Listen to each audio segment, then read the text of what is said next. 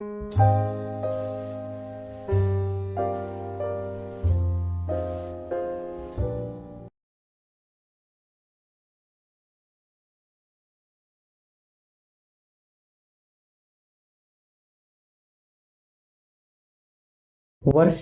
1885 में रामकृष्ण जी को गले का कैंसर हो गया। उन्हें नरेन व अन्य शिष्य कलकत्ता लाए, जहां से बाद में उन्हें उत्तरी कलकत्ता के समीप काशीपुर में एक कुटिया में शिफ्ट किया गया। काशीपुर में ही नरेन ने निर्विकल्प समाधि का अनुभव किया। नरेन व दूसरे शिष्यों ने रामकृष्ण जी से गेरुआ पोशाक प्राप्त की व इस तरह तपस्वियों के मठ की पहली श्रृंखला बनी। उन्हें सिखाया गया कि मानव सेवा ही ईश्वर की सबसे प्रभावी पूजा पद्धति है। रामकृष्ण जी नरेन को दूसरे तपस्वी शिष्यों की जिम्मेदारी सौंपकर 16 अगस्त 1886 को इस नश्वर देह को छोड़कर चले गए। रामकृष्ण जी की मृत्यु के बाद उनके भक्तों व प्रशंसकों ने उनके शिष्यों की मदद करना बंद कर दिया, जिससे काफी किराया सिर चढ़ गया था। इसलिए नरेन व उनके शिष्यों ने रहने के लिए नए स्थान की तलाश की। कई शिष्य पुनः गृहस्थ जीवन में लौट गए। नरेन ने बचे हुए शिष्यों के लिए बारानगर में एक जीर्ण शीर्ण घर को मठ में परिवर्तित कर दिया। इस मठ का किराया काफी कम था और यही मठ वास्तव में पहला रामकृष्ण मठ बना। नरेन व दूसरे शिष्य घंटों समय ध्यान के अभ्यास व कठोर धार्मिक आचरण में बिताने लगे।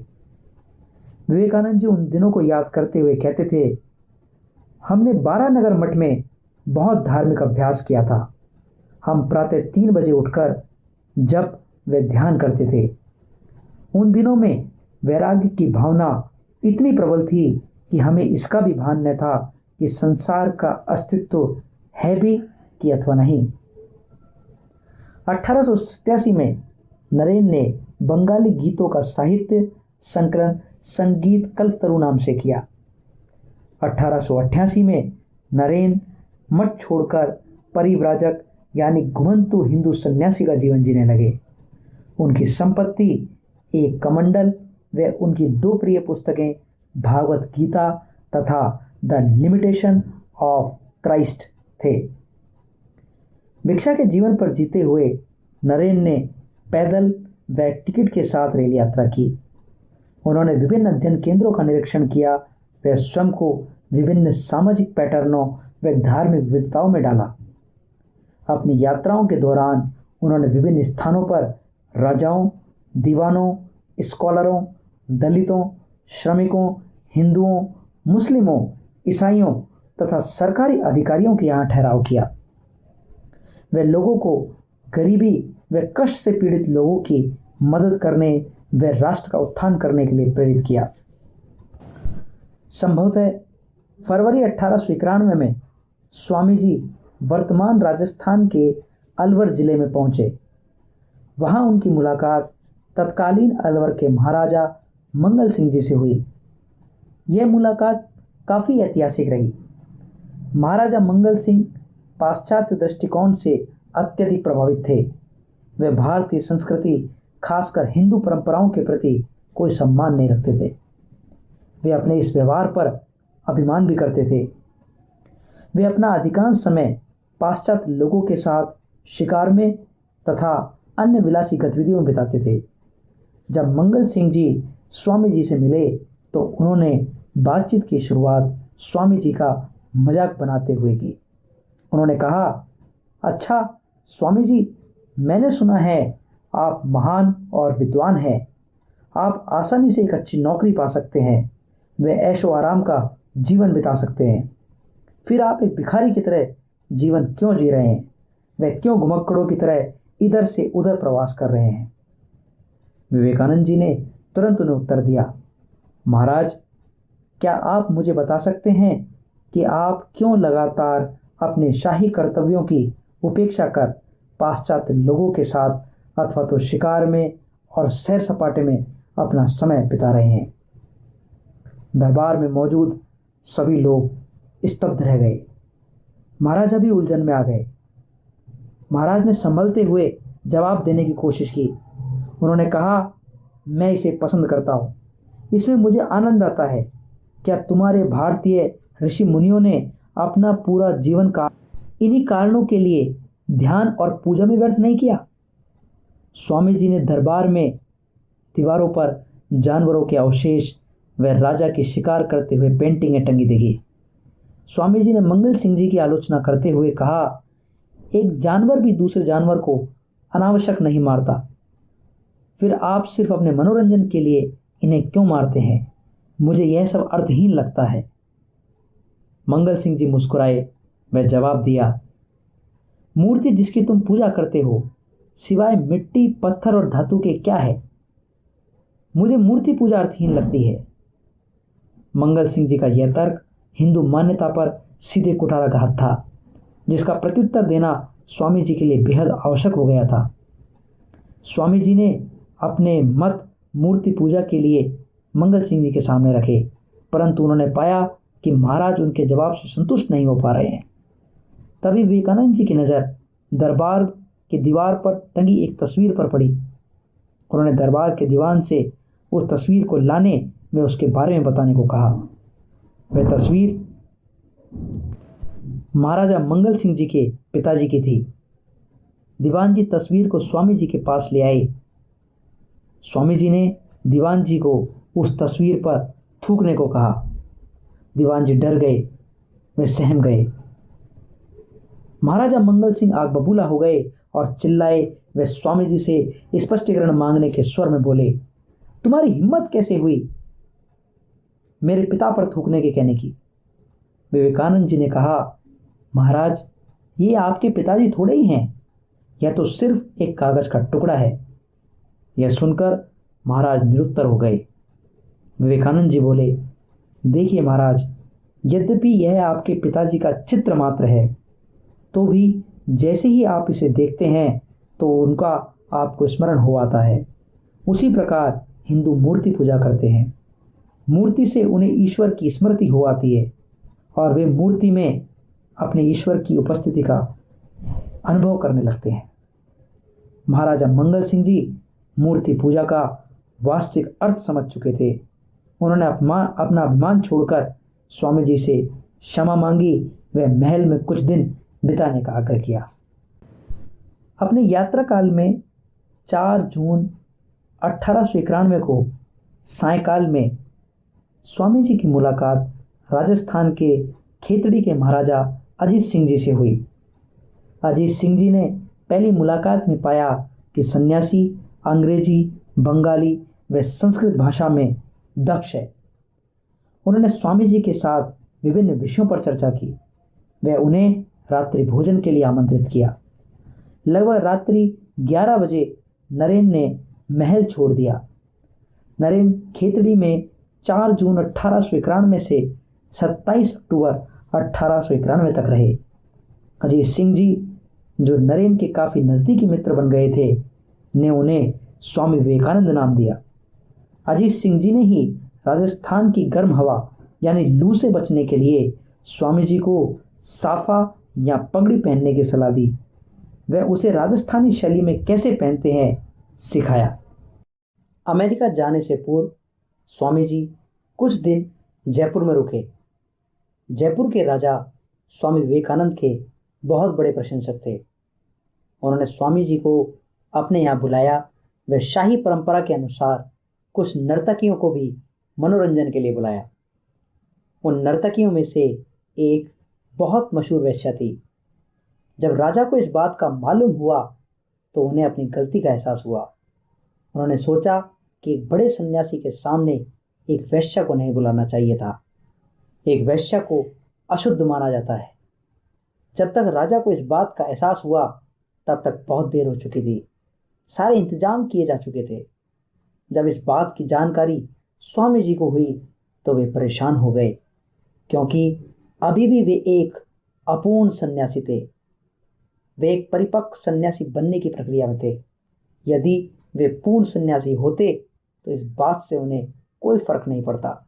ओशो के अनुसार स्वामी जी ने खुद को एक कमरे में बंद कर लिया था क्योंकि वे अपनी यौन इच्छाओं को दबा रहे थे।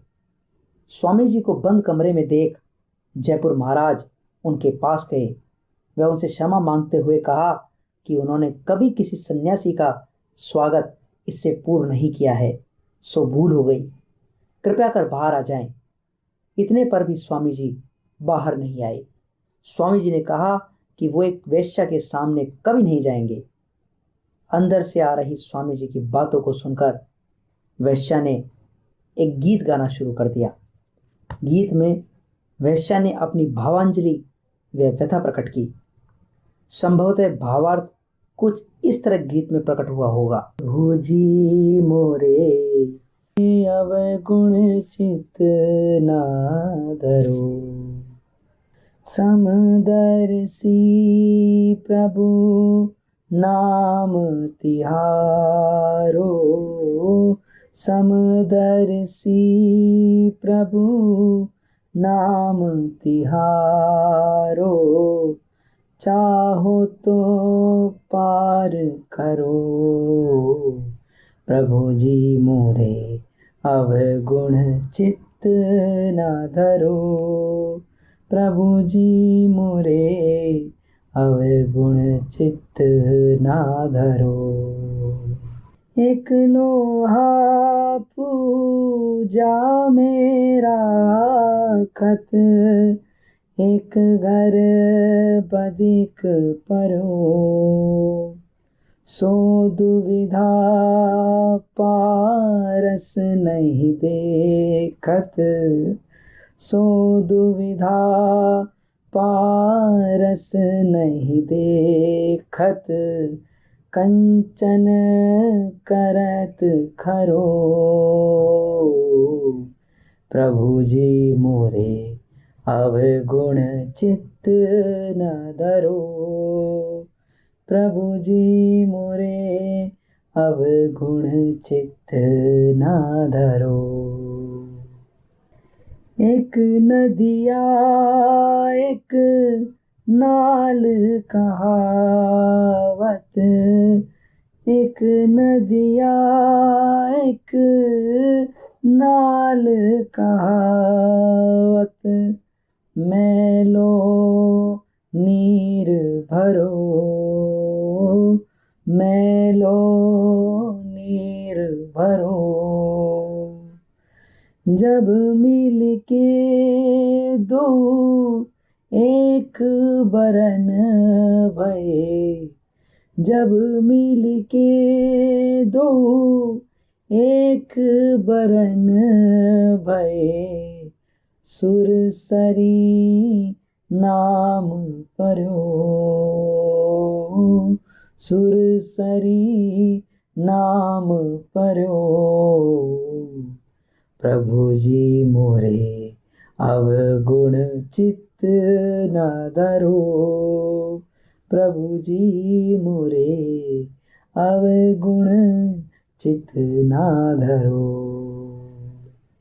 एक माया एक ब्रह्म कहावत, एक माया एक ब्रह्म कहावत, सूर श्याम झगरो,